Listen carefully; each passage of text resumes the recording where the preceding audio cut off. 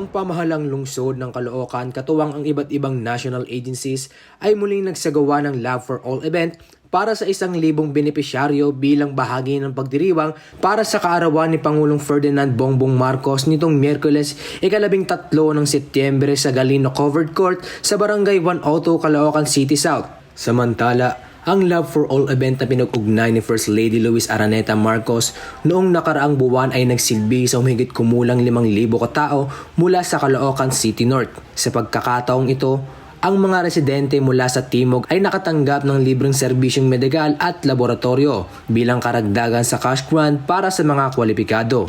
Muli namang binati ni Malapitan ang Pangulo at binigyang diin ang kahalagahan ng kaganapan kaugnay ng patuloy na pangako ng pamahalang lungsod na magbigay ng mga dekalidad na programang pangkalusugan.